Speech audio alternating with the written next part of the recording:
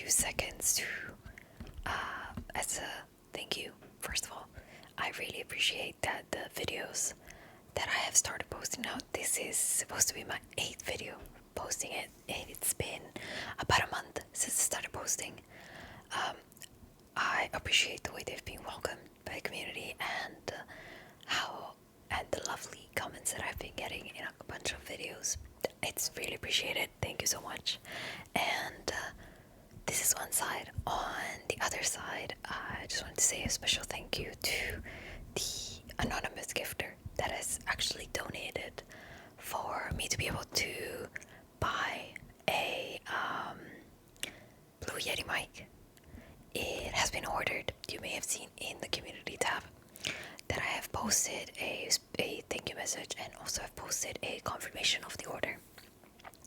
The order should be arriving at the end of this week. Today it's the what day is it? Well, it's 1:50 in the morning, first of all, but today it's actually the 22nd. I have ordered it the 20th because I've ordered it, well, no, wait, I ordered it the 21st. It's gonna arrive on Sunday. So from Sunday onwards, I will actually be able to film with the Blue Yeti mic. Today we're also switching up the setup. I haven't moved my entire arm. We're using the mic in handheld. I've never used this mic in handheld mode, so we'll see how it goes. And yeah, we're gonna do our usual traditional reading today. So we will be reading the second night in Dostoevsky's White Nights. I already prefaced by apologizing that yes, I cannot read Russian, so I will be butchering some words, and I'm sorry about that. But we will be reading the second night, and stay tuned because we might read some more Dostoevsky material in the future. You tell me. I have a list of classic literature that I would like to go through and read with you, but I want you to also enjoy what we're reading, so always send me suggestions, and of course the older the material the better, because of copyright laws. And if you want to read anything newer, as always, I cannot read full pieces of literature, unfortunately. But outside of that, please, before we start, 1, leave a comment if you have any suggestions. 2, make sure to turn down the brightness and turn off autoplay on this video. Without further ado, let's start. So you have survived, she said, pressing both my hands. I've been here for the past 2 hours. You don't know what a state I've been in all day. I know, but to business. Do you know why I have come? Not to talk nonsense, as I did yesterday. I tell you what, we must behave more sensibly in the future. I thought a great deal about it last night. In what way? In what must we be more sensible? I am ready for my part, but really, nothing more sensible has happened to me in my life than this now. Really, in first place, I beg you not to squeeze my hand so. Secondly, I must tell you that I spent a long time thinking about you and feeling doubtful today. And how did it end? The upshot is that we must begin all over again. Because the conclusion I reached today was that I don't know you at all. That I behaved like a baby last night, like a little girl, and of course, the fact of it is that it's my soft heart that is to blame. That is, I sang my own praises, as one always does in the end when one analyzes one's conduct.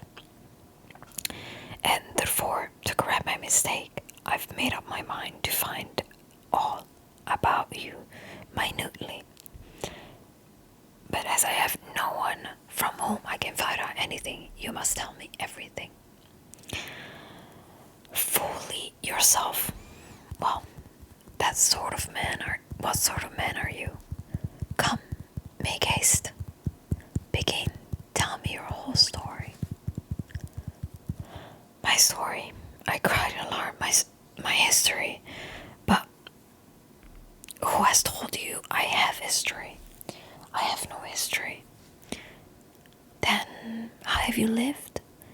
If you have no history, she interrupted, laughing. Absolutely without any history, I have lived, as they say, keeping myself to myself. And that is utterly, and that it, myself, that is utterly alone.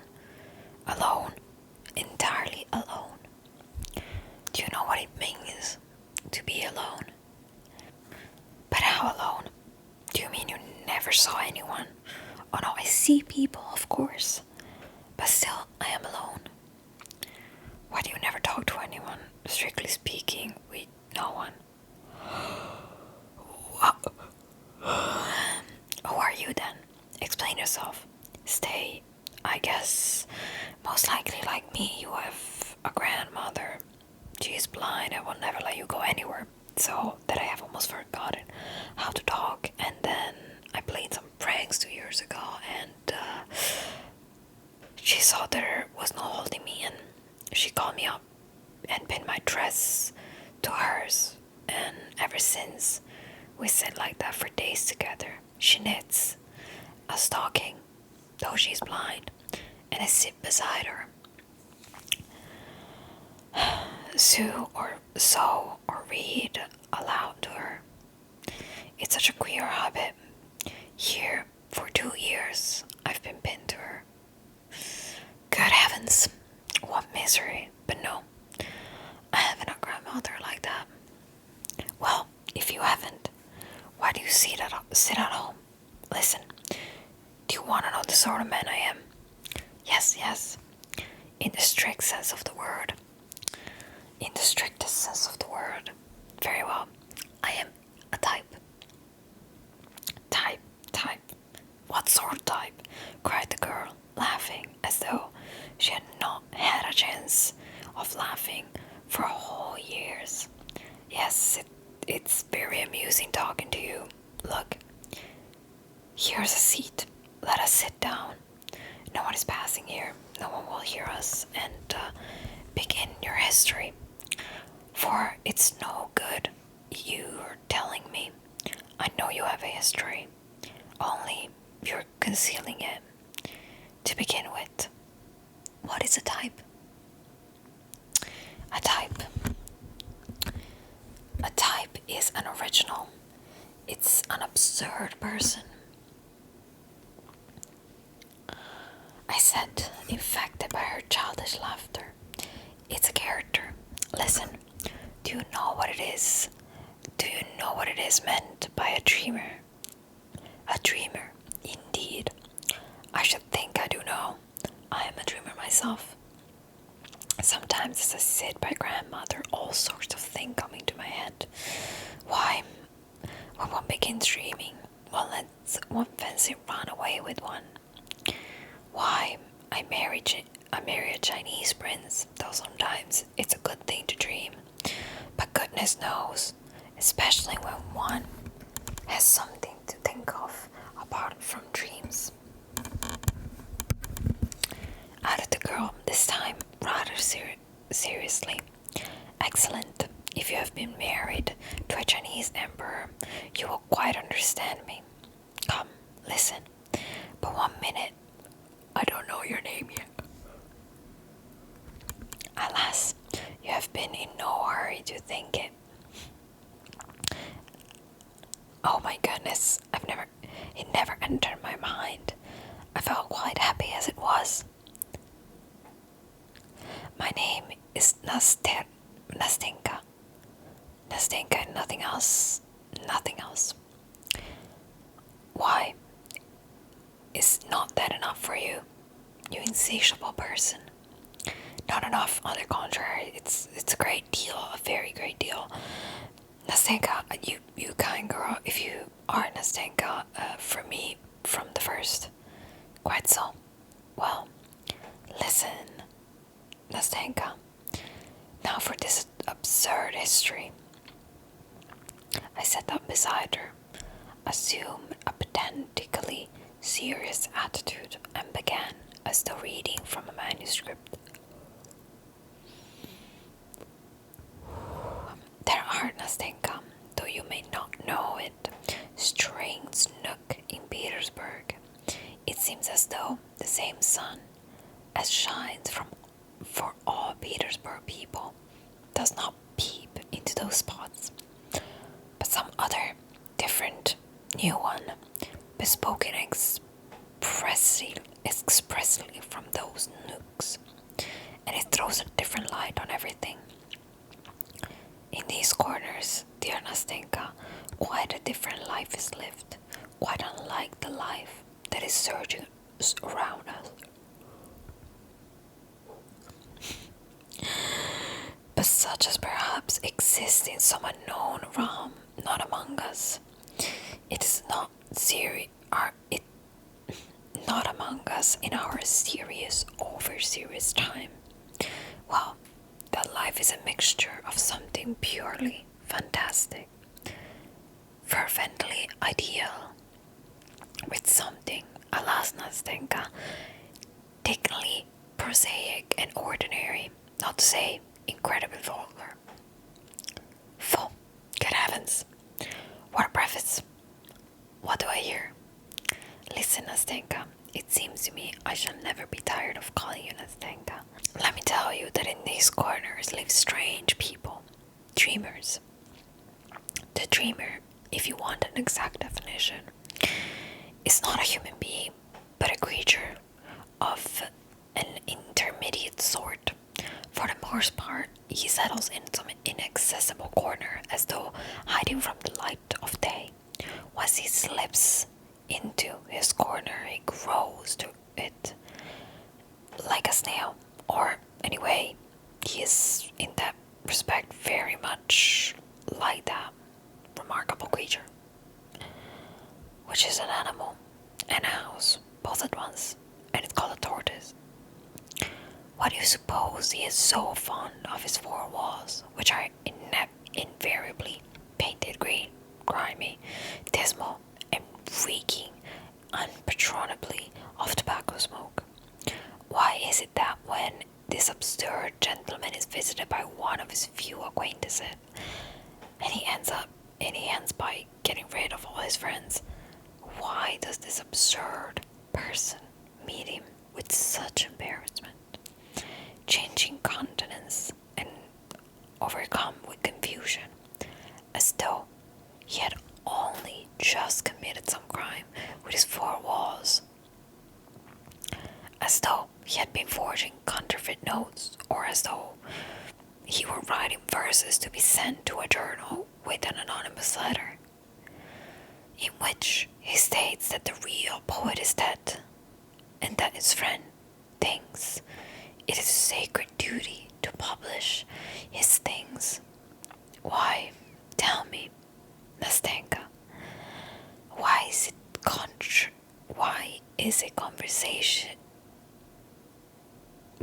conversation is not easy between the two friends? Why is there no laughter? Why does no lively words fly from the tongue of the perplexed newcomer, who at other times may be very fond of laughter, lively words, conversation about the fair sex and other cheerful subjects? And why does this friend, probably a new friend, and on his first visit, for there will hardly be a second, and the friend will never come again, why is the friend himself so confused, so tongue-tied, in spite of his wit, if he has any, as he looks at the downcast face of his host, who in his turn becomes utterly hopeless at his wits, and after gigantic but frivolous efforts to smooth things over the conversation, to show his knowledge of polite society, to talk to of the fair sex, and by such humble endeavor to please the poor man who, like a fish out of water, has mistakenly come to visit him.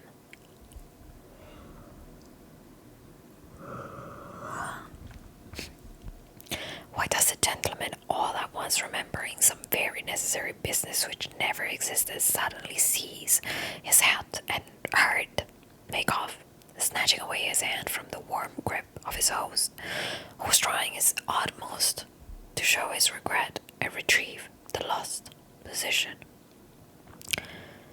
Why does the friend chuckle as he goes out the door and swear never to come see this queer creature again, though the queer creature is really a very good fellow, and at the same time he cannot refuse his imagination the little diversion of comparing the queer fellow's countenance during their conversation with the expression of an unhappy kitten, treacherously captured, roughly handled,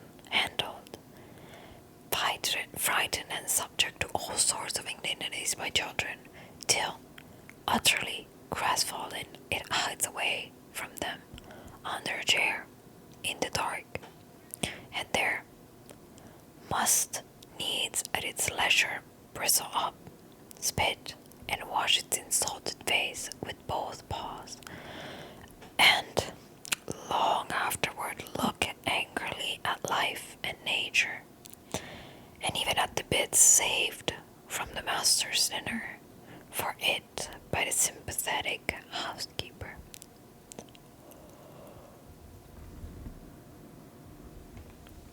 I'm so yawny. A lot yawny today. Listen, interrupted Nastenka, who had listened to me all the time in amazement, opening her eyes and her little mouth. Listen, I don't know in the least why it happened and why you ask me such absurd questions. All I know is that this adventure must have happened word for word to you. Doubtless, I answered with the gravest face. Well, since there is no doubt about it, go on, said Nastenka, because I want very much to know how it will end.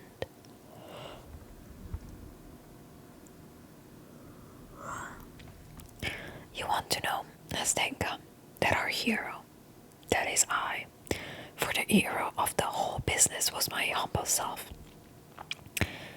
did in his quarter. You want to know why I lost my head? I was upset for a whole day by the unexpected visit of a friend. You want to know why I was so startled? Why I blushed when the door of my room was open? Why I was not able to entertain my visitor? And why I was crushed under the weight of my own hospitality? Why, yes, answered Nastenka. That's the point. Listen, you describe it all splendidly, but couldn't you perhaps describe it a little less splendidly? You talk as though you were reading it out of a book. Nastenka, I answered with a stern and dignified voice, hardly able to keep it from laughing. Dear Nastenka, I know I describe splendidly, but excuse me, I don't know how else to do it. At this moment, dear Nastenka, at this moment I'm like the spirit of King Solomon, when after lying 1,000 years under 7 seals in his urn, those 7 seals were at last taken off. At this moment, Nastenka, when we have met at last after such a long separation, for I have known you for ages, Nastenka, because I have been looking for someone for ages, and that is a sign that it was you I was looking for, and it was ordained that we should meet now. At this moment, 1,000 thoughts have opened in my head, and I must let myself flow in a river of words, or I shall choke. And so I beg you not to interrupt me, Nastenka, but listen humbly and obediently, or I will be silent. No, not at all. Go on, I will say a word. Nastenka 1 hour in my day, which I like extremely. That is the hour where most all businesses, work, and duties are over, and everyone is hurrying home to dinner, to lie down, to rest.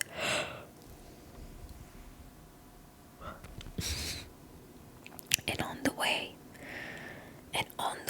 all are cogitating on the other, more cheerful subjects relating to their evenings, their nights, and all the rest of their free time.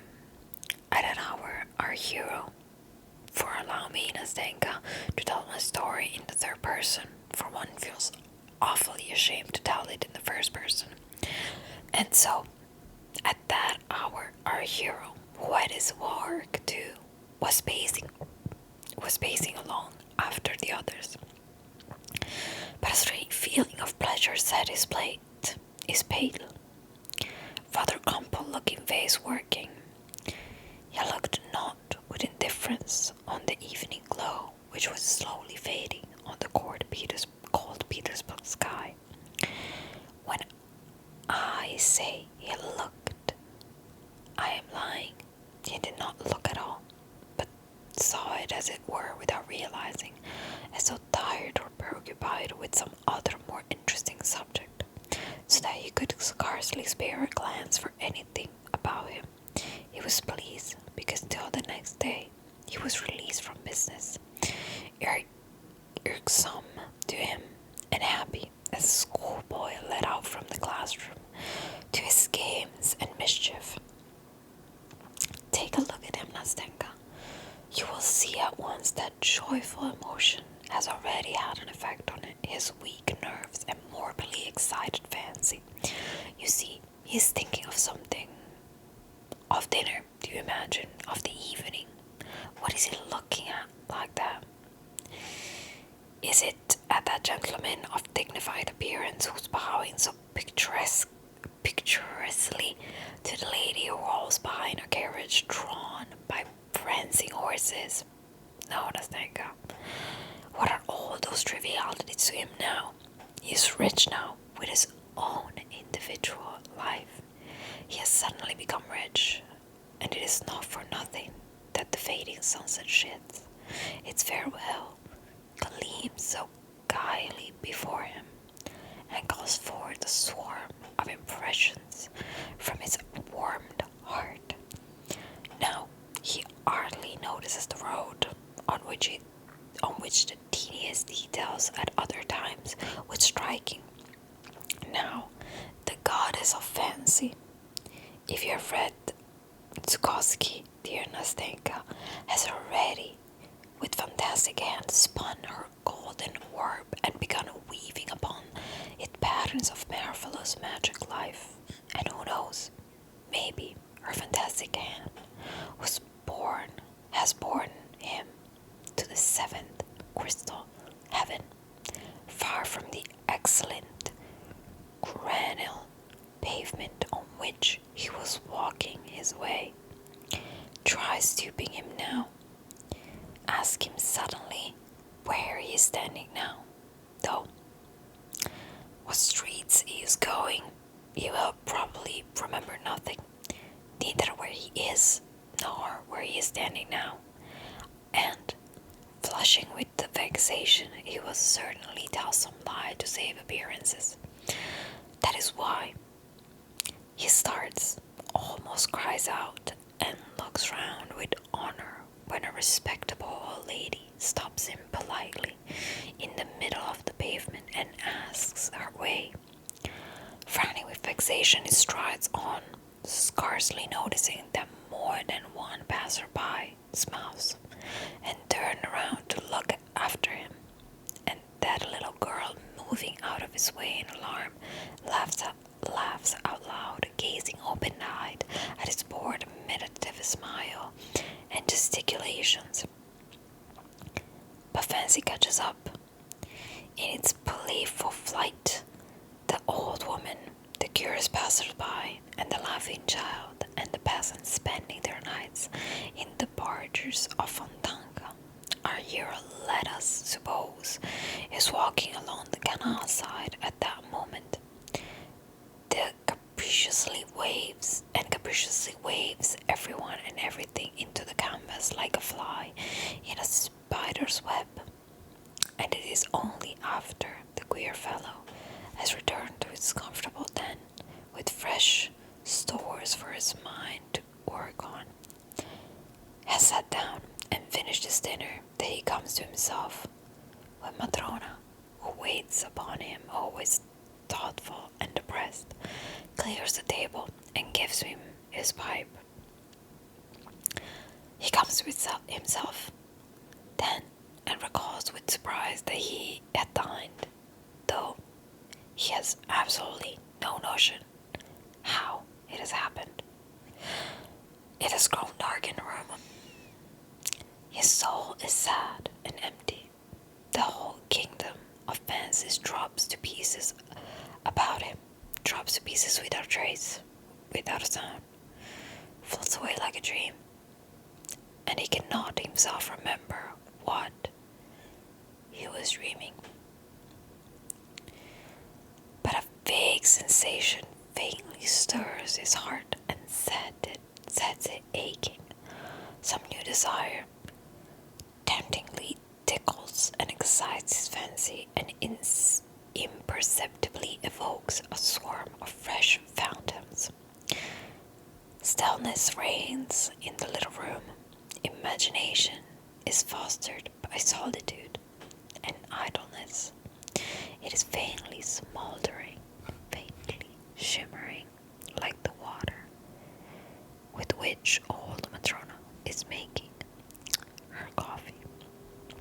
As she moves quietly about in the kitchen close by, now it breaks out spasmodically, and the book, picked up aimlessly at random, drops from my dreamer's hand before he has reached the third page. His imagination is again stirred and at work, and again a new world, a new fascinating life open vistas before him. A fresh dream, a fresh happiness, a fresh rush of delicate voluptuous poison. What is real life to him?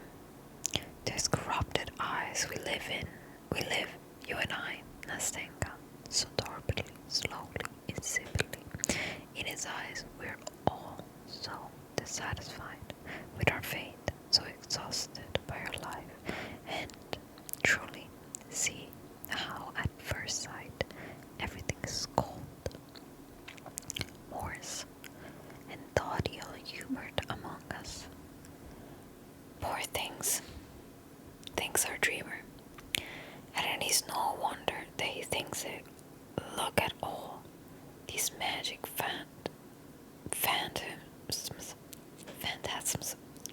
that's a difficult word, which so enchantingly, so whimsically, so carelessly and freely grew before him in such a magic animated picture, in which the most prominent figure in the foreground is of course himself, our dreamer, in his precious person. See, what varied adventures, what an endless swarm of ecstatic dreams. You ask perhaps what he is dreaming of. Why as that? Why of everything?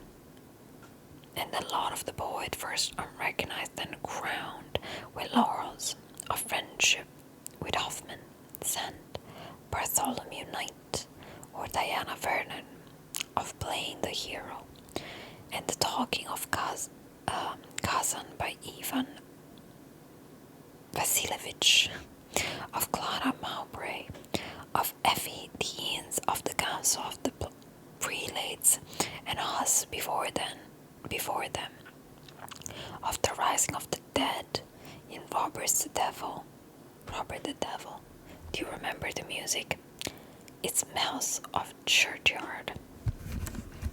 Of Minna and Brenda, of the Battle of Berenzina, of the reading of the poem of Countess Vides of Danton, of Cleopatra e suoi amanti, of the little house in Colomna, of the little home of one's own, and beside one a dear creature who listens to one on a winter's evening, opening her little mouth and eyes, as you are listening to me now, my angel.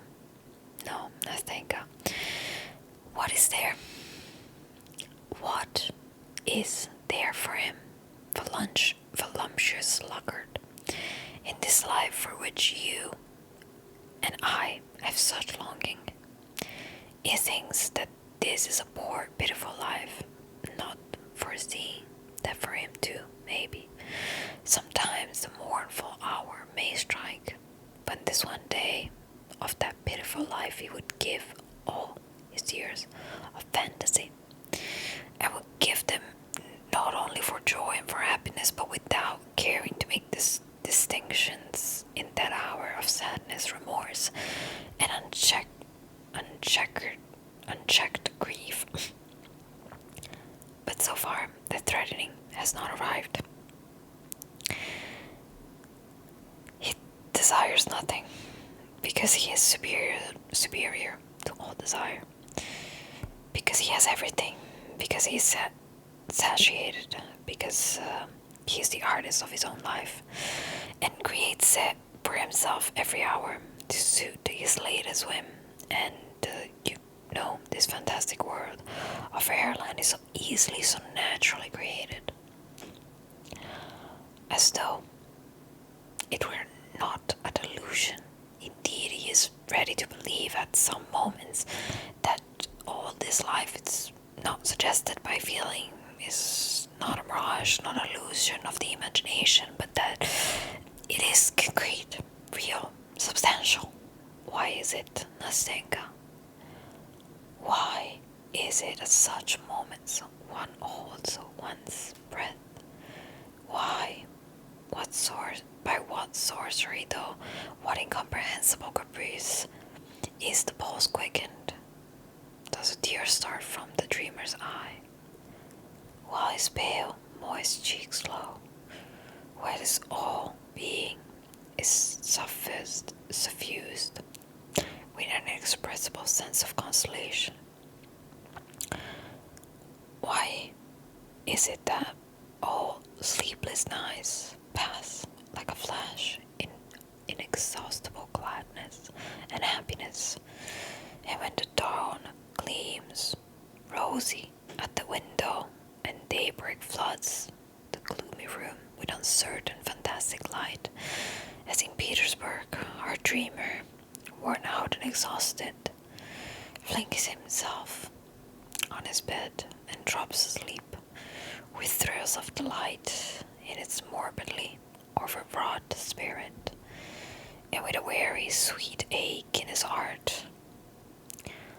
Yes, Nastenka, one deceives oneself and unconsciously believes that real true passion is stirring one's soul.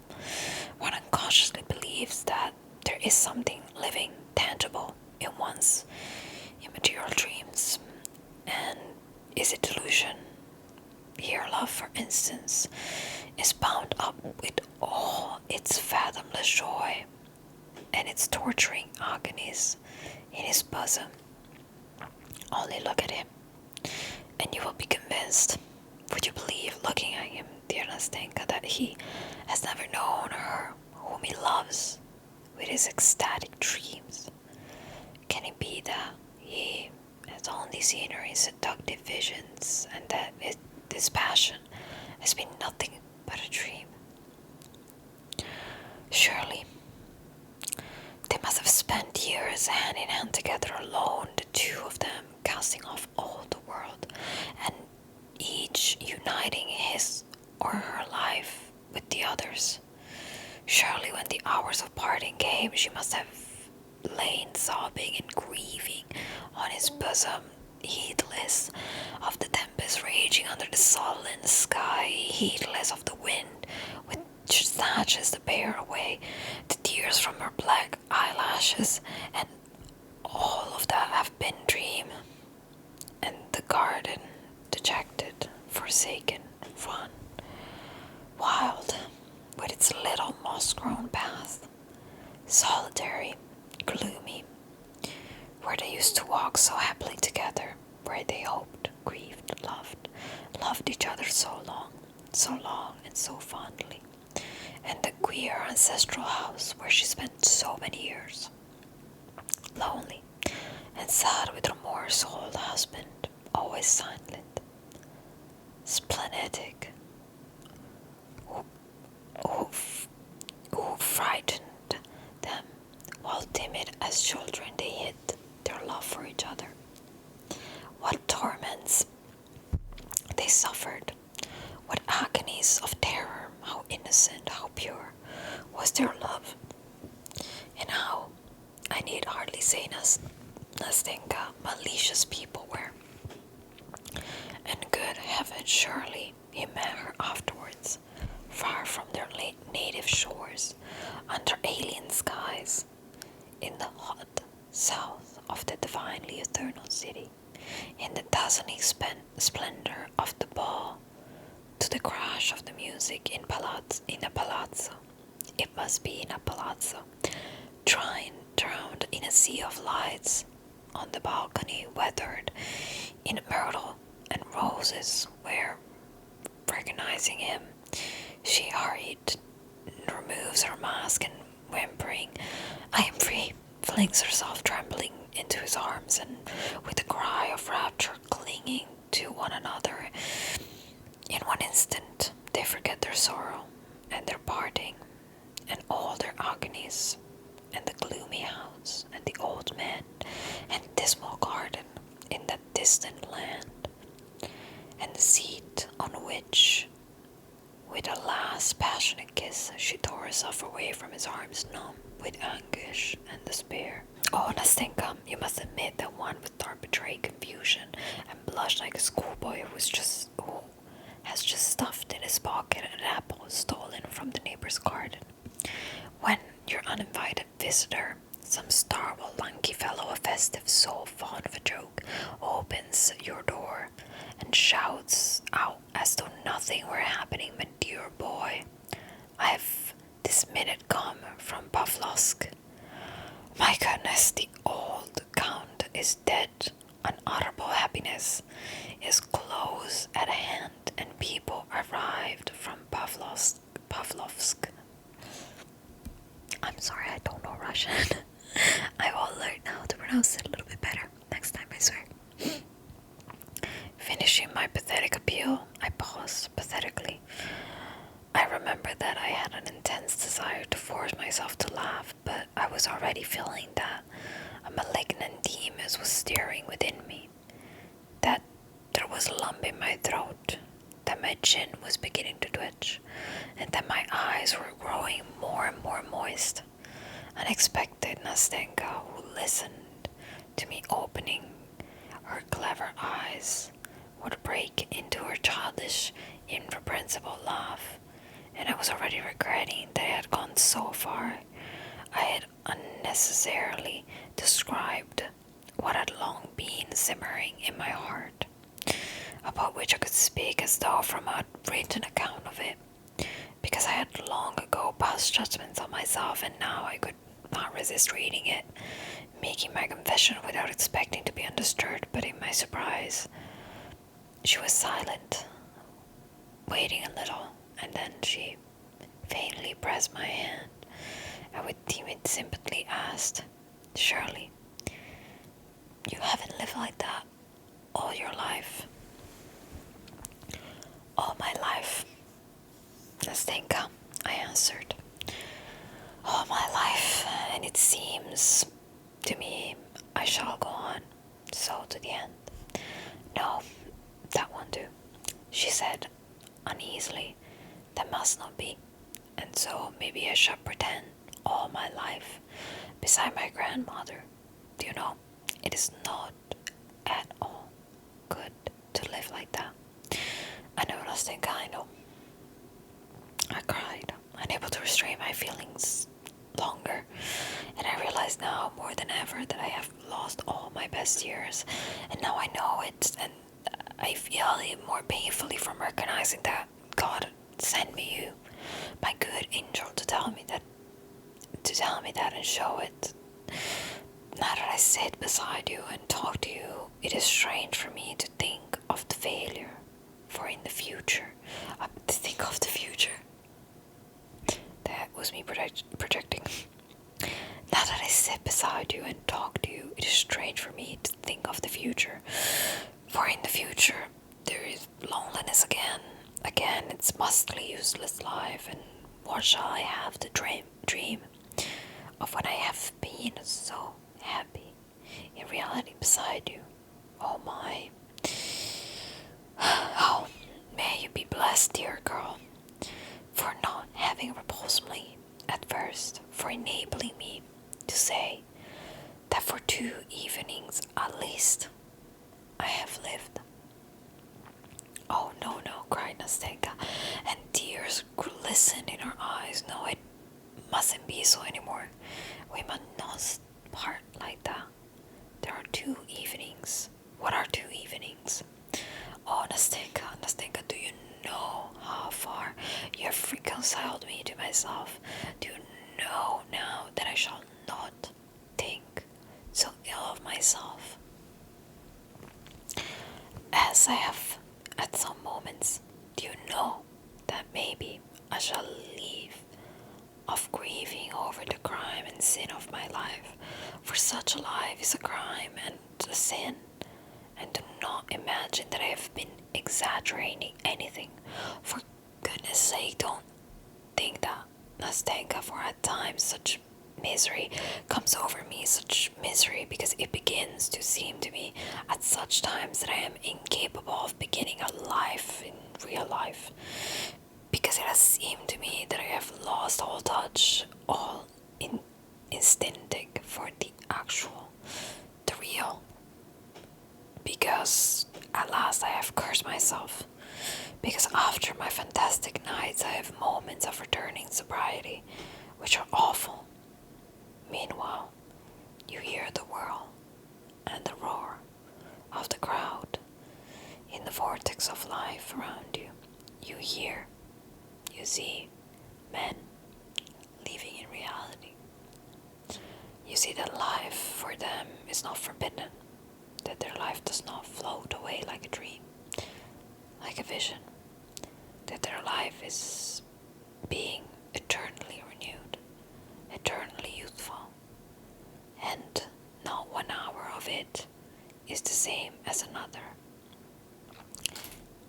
While fancy is spiritless, monotonous to vulgarity and easily scared, the slave of shadows of the idea, the slave of the first cloud that shrouds the sun, and overcast with depression the true Petersburg heart so devoted to the sun. And what is fancy in depression? One feels that its inexhaustible fancy is weary at last and worn out with continual exercise, because one is growing into manhood. I don't know what that sound is. We'll keep reading, even though there is a little tuck, tuck, tuck, tuck, tuck, tuck, tuck in the background. Overcast with depression, the true Petersburg heart devoted to the sun. And what is fancy? What is fancy in depression? One feels that his inexhaustible fancy is weary at last and worn out with continual exercise, because one is growing into manhood, outgrowing one's old ideas. They're being shattered into fragments, into dust, and there is no other life. One must build one up from the fragments. And meanwhile, the soul longs and craves for something else.